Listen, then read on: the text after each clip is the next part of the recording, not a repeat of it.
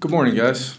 Both Kwesi and I wanted to start out today in just addressing the unspeakable tragedy that occurred yesterday at Annunciation Church and School. When the horrific news broke, Kwesi and I, a couple others, were in the middle of kind of final roster construction discussion, and we all stopped, and immediately our hearts and minds were, with the victims and all that were impacted. For me personally, as a father of four, I happen to have a 10 and 8-year-old. It's impossible for me to wrap my mind around, what those parents are feeling. And I'm just absolutely heartbroken for them. And no child should ever be lost to violence in any way. We are praying for all those who were injured and hoping they make full and fast recoveries, and also praying for all those who witnessed the attack, especially all the young kids who witnessed the attack. Understandably, their lives will be altered forever. And lastly, just thinking about the first responders and those hospital workers who stepped up in those moments so quickly and tirelessly to ensure more lives weren't lost. And, I know as an organization, I have no doubt we'll show up, in the right way at the right time. And that's what we do. That's what we pride ourselves on. And we'll do that for those that were impacted. And the only thing that matters right now is wrapping our arms around all of those who were impacted. Yeah, just to echo K.O.'s words, we're both up here trying to process this event as fathers, and just want to send our deepest condolences to all the children and the families affected by this unspeakable tragedy. I pray that we don't have to start press conferences like this again. I pray that we don't become numb to these seemingly more frequently occurring things locally and nationally. And I pray that we break some of the divisiveness that's involved right now, that we're in this cycle of inactivity towards being able to find solutions to solve some of these issues. It's really hard to transition to football, but I'm going to attempt to do it. We're here to talk about the roster as we head into week one, but we want to make sure we said those things. As we establish the 53 in our practice squad, we're really excited about where we are as a team. It's a result, accumulation of just a long, dedicated process of exhaustive, intentional, detailed. I always want to start off by thanking the front office staff who works incredibly hard, my executive staff, all the members of the personnel team. August is the time that we're all conditioned ourselves towards the rigors of the NFL season, and it's no different for the players, coaches, and the staff. A lot of late nights in August when everybody else is on their summer vacation, they spend their time here in pursuit of this goal. So I always want to make sure I thank them, to K.O. and his staff. The continued collaboration we have, and that's not just in the decision-making process, but that's also who we bring in, where we're aligned in who we bring in and who we want to coach, how do they fit in, and so that continues to be a great thing here. And lastly, our football operations staff, who provide our players great resources as they, optimize their ability to finish this great training camp that Kevin and his staff put on. So we're excited where we are. We think, obviously, there's a lot of hard decisions. I think we have a deep roster, and with that came just some hard decisions. And you never want to trade away players, especially ones that do the right thing and do everything that fit into this culture and be about this culture. But those are things that come with the job, and we have to do them. But we like where we are, where this roster is. I'm excited about the connectivity, the culture. We're excited about, the mix of veteran players and young players, and we're excited about the systems, the coaching staff, and how they're going to be able to get the best out of this team. I'm just jumping in there before we take questions. Did want to announce we voted for captains yesterday. It's fitting in a year where we're going to be honoring the Vikings all-time captain, Jim Marshall, all season long. Fitting to announce those captains today. Our captains, will have 8 of them: Harrison Smith, Brian O'Neill, Josh Metellus, Justin Jefferson, Andrew DePaula, Jonathan Grenard, Aaron Jones, and J.J. McCarthy. Almost 28, I think 28 players receive votes. We're going to have, in addition to those guys, we'll have our leadership, group that I meet with regularly throughout the year, but those guys are clearly viewed by their teammates in a certain way, and they're definitely appreciated by me in the work we do together to build and maintain and continue to grow our culture. But with that, we'll open it up. Kevin, just with your relationship with Adam Thielen, what type of relationship did you build in 2022, and how much did it play into wanting him back on this team? Yeah, my relationship is, it was phenomenal in 2022, and then Adam's one of those guys, and I think I've mentioned it before. I've kept in touch with a bunch of players from that team that either moved on that year or maybe even the following year for whatever the reason. When it comes to whether it's the business of the NFL or just the truth of the NFL, you don't ever forget impacts on you like one that I had with Adam Thielen. And there's so many things about him. It's his energy every day. We felt it yesterday as soon as he arrived.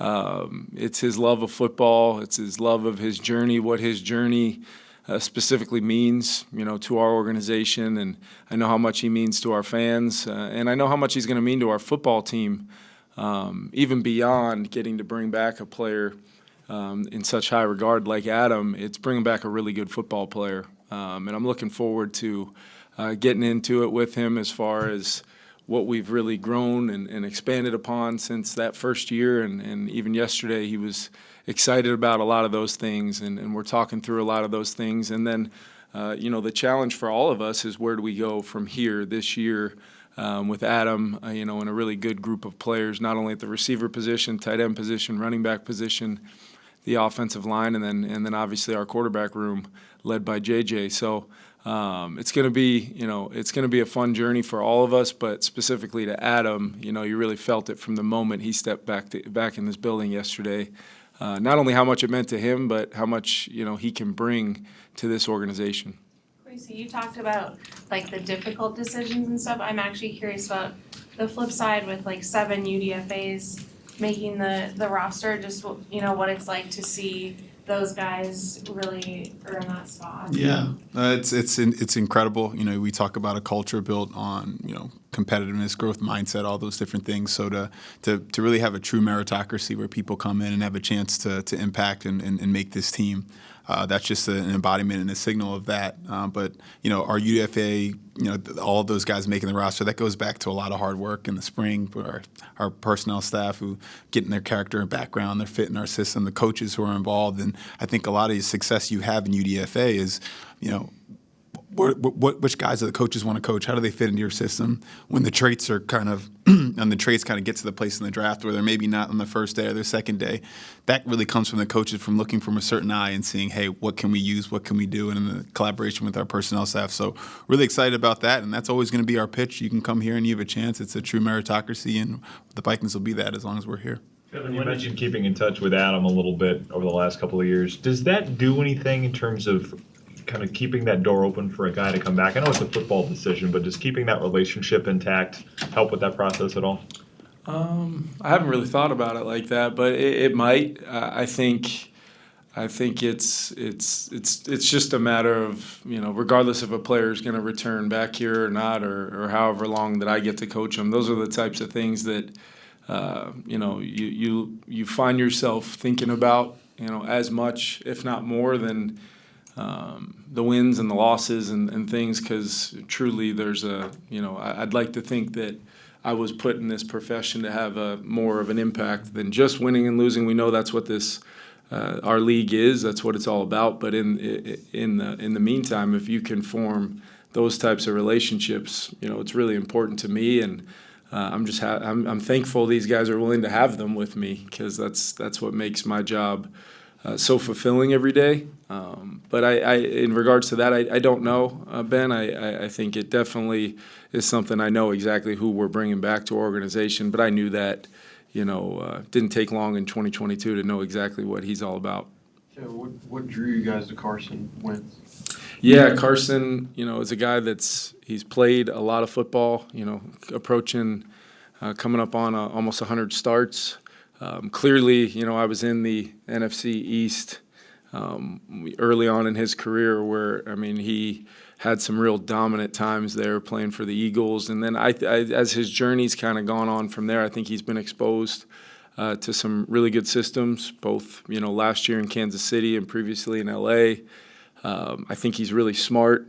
Clearly, as you guys have seen, the physical presence of a guy that big and strong, and that applies to how he's played and had success in this league. But also there's an above the neck, quality to him where I think we'll bring him in and try to get as comfortable as we can with him, which is already off to a great start. He's doing his ability to come in and pick up things quickly, apply some of his previous things he either knew from other systems or just his ability to pick things up quickly is a huge bonus. And then I think the experience of a guy that was drafted high and had a lot of success throughout his career, that bodes really well for JJ and Max in that room as well. And I think we've got a complete room. I feel great about that room and our ability to grow together in that room throughout the season. Did you guys consider it? Would you,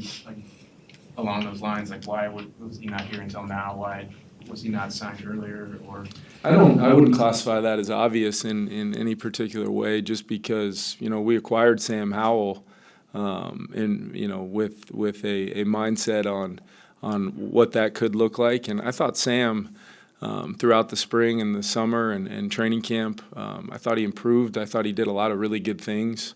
And ultimately, it's more than just looking at it just as one particular move. But, where we ended up with our quarterback room, like I said, the ultimate goal was to feel how we feel right now. And I've got a lot of confidence in what we do here at that position to take a guy with such high capacity mentally, Kevin, and then also the experience that he does have. We've got some experience with bringing in some quarterbacks that had previous experiences elsewhere and finding a way to maximize in a short amount of time a level of comfort in the system, and then ultimately doing the things we need to do. If that player were to play significant snaps, doing the things that help them have success, and that would be our plan. Kevin, when and why did it become apparent that Max could make the roster, not just be like a practice squad development guy? Yeah, I think we had the benefit of seeing Max and getting to know him throughout the process that started really 2 years ago with the way he had the ability to throw at the previous year's Gopher Pro Day, and then to get to see him again after getting to watch him play, and we have some great relationships with PJ and his staff. So you learn a lot about the makeup of the player, but from day one, it was obvious his capacity mentally, and then also, how he took very quickly to how he could apply some of the techniques and fundamentals that we were training and coaching to productive reps in a very short amount of time, and then he was able to carry that over this training camp, and then Max had some. Quite a bit of snaps in the preseason, and it wasn't always perfect. It wasn't always real clean around him, and that's every quarterback playing at certain times of preseason games. But he found a way to move the team. He found a way to make a throw. He found a way to to apply principles at the position that we deemed to be pretty positive. And at the same time, I think Max is one of the hardest working guys, young guys that I've been around.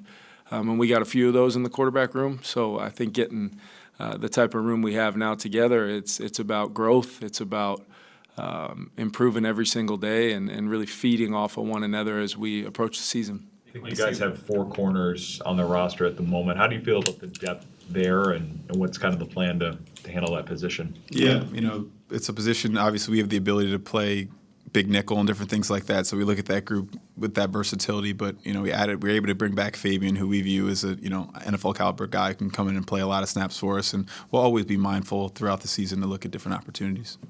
Trading Harrison Phillips, I'm just curious what went into that decision, how much of it's trying to balance just the age of the roster and looking forward, and then also with that, how difficult of a conversation was that? You know, a lot of that is, it's you bring in some guys to that room and you're looking at the plates. Throughout the conversations for the spring and the training camp, I'm always trying to be ahead of what could possibly come. And then you look at a really deep D-line room and thinking about a possible rotation, different things like that. Just trying to maximize our resources in the best way we can and thinking about it through that lens. We want to be fair to the Vikings, but also to Harrison. And we thought just that this was the best outcome and best opportunity. But, like you said, he was the first free agent brought in here. I remember the emotion he had when he signed his contract, a big moment for a kid growing up and playing this sport. So to be the person to have to call the agent, and Kev calls the player first, but then he comes and speaks with me, it's, I'll let Kev speak to those conversations. But those are hard. These relationships are real. They're not transactional. So when you have to reverse them in that manner, it's tough. But I wouldn't be doing my job as general manager of the Vikings if I let that, dictate, what actions we do. But it's certainly a hard part of this job.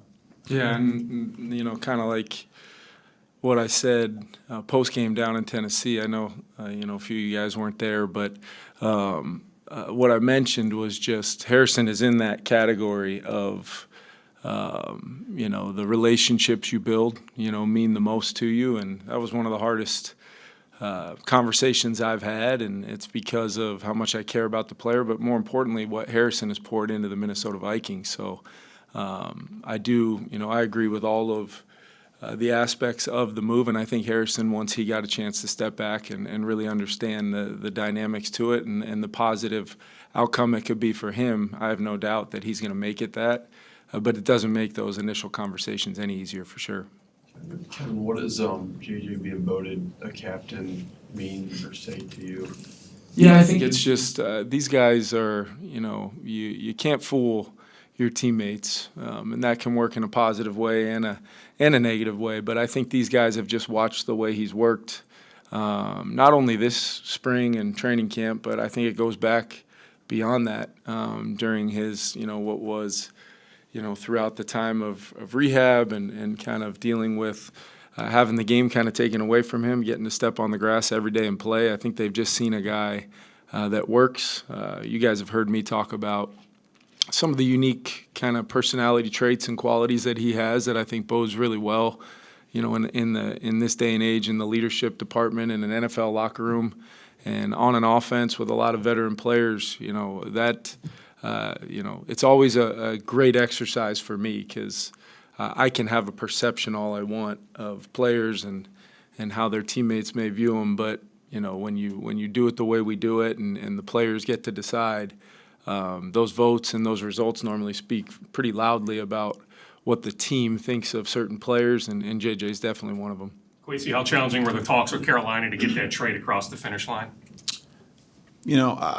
I don't want to say the word challenging. Ultimately, they have their best interests they're trying to protect. We have ours. That's just the dynamic of those deals. And no matter if the call doesn't go the way you want it to go or it does, I always try and hang up the phone and respect that they're trying to do the right thing by their team, just like an agent's trying to do right by the player. So I wouldn't use that word. Just, every negotiation, just an opportunity to be creative and find solutions. We're ultimately able to do that. I'll keep any of the specifics to that to me and Dan. You hadn't seen Harrison Smith for a while during the time at the end of training camp. Is he good to go now, or in terms of his health? Yeah, I have a kind of a full plan to make sure I update you guys next week, and then the full injury report will come out. But in regards to Harrison and any other players that have been, dealing with things outside of really CJ and Tyler Batty, who we officially have put on the designated for return injured reserve. Both those guys dealing with, minor knee injuries, and we feel good about their chances of being able to help us sooner rather than later. But in regards to, Harrison or any other player, we'll update you guys next week, and ultimately the official injury report will be out Thursday. Last couple questions. Why do you see more trades, do you think, now in modern football? It seemed like it was always free agents and you'd wait to see who got cut and who was on the waiver wire. And now teams are proactive. You've got, Hawkinson going back to Hawkinson, et cetera. Is it just that people have figured out strategically to be proactive and to make moves, or? It's a great question. I'm not particularly sure. I guess I wasn't, in this chair back then when I guess they happened a little bit less. But, I think people are always mindful of that. When you trade a draft pick for a player, it's that known versus the unknown, right? And I think people have probably grown just more comfortable with that through time, just the different, whether that be different sports or different things that are publicly known. I think that the collective wisdom of those types of things has kind of grown as a football community. I think relationships between GMs has probably increased in that sense. We're all at the combine together. We're all at these different areas. So, when you pick up the phone and you want to make a deal with somebody, it's nice to have spoken with them, been in a place with them, have a rapport with them. So those could be things contributing to that. But ultimately, I'm not too sure as to why they've picked up in their way. This could be for either of you guys, but how do you feel about special teams, the 2 returner spots, punter, just special teams as a whole? Yeah, I think, we're excited about Miles Price, some of the things he was able to do. I think there's some young players where you start to feel a sense of confidence from them. And Miles, it didn't take long to feel that. I would probably classify it as, rookie minicamp, regardless of how he arrived here. That's a player that's very confident and ultimately knows the role that we're looking for him. And I think we feel pretty good about Ty Felton and Miles and just the variety of guys either on our roster and or practice squad that can step up and play those roles when required. But I think that's been a point of emphasis, not only just the returners, but I think it's the other 10 guys that are on the field with him as well. That I feel very good about Matt Daniels and his special teams group because of, I think, the depth of our roster. And that's not just the 53, that's also the 16 guys, plus Max that we have as our international player as well on the practice squad. We've got a very deep football team, in my opinion, and that bodes really well for that phase because you want to always take an approach with offense and defense in a way where that the amount of snaps and the volume of snaps are going to matter there. But we've seen time and time again over, I know, my first 3 years here, impactful plays in that phase and areas we can improve that we're definitely attempting to do that. And I think we've got some players now, good young players with some skill sets that we're hoping can really take off. Kevin, when you look at Adam coming back, and obviously he's giddy to be here, but how do you see him fitting into your offense once Addison's back? When you have, obviously they probably are 1 and 2, he drops to a third. Where do you see him fitting in this offense? Yeah, I think his skills from I think the best part of what we've built here is knowing how versatile we want our number 1 receiver to be in Justin. Justin plays outside, he plays inside, he motions to and from pretty unique formations at different motion tempos, and there really is no such thing anymore as a whatever letter they're tied to, whether it be the X, the Z, the F. Whatever letter that is almost just for kind of the chalkboard in a lot of ways. Of they've got to be able to line up as a single receiver. They've got to be able to line up with Justin in a stack in a 2x2 formation. They got to be able to line up with TJ, away from the passing strength in many ways. And there's really not, as crazy as it sounds, I'm not sure we have very many variations of formations to come up with. We're surprisingly, we're surprisingly pretty close to maxed out there. But I think the versatility that Adam has shown, not only just in 2022 in year 1 of the system, but then as he's, took on learning a new offense and a new system, there's some just great tape of him doing all of the things that we're going to need him to do for us. And, I look at it, our confidence level in Jalen Naylor, as well as just Jordan Addison might have had one of the best training camps out of anybody on our roster. So when he returns and hits the ground running, I view it as a really good problem to find roles and responsibilities for that room, knowing that we're going to be able to, not only have depth for the season, but we're going to be able to navigate these first 3 weeks the right way as well. Thanks, guys.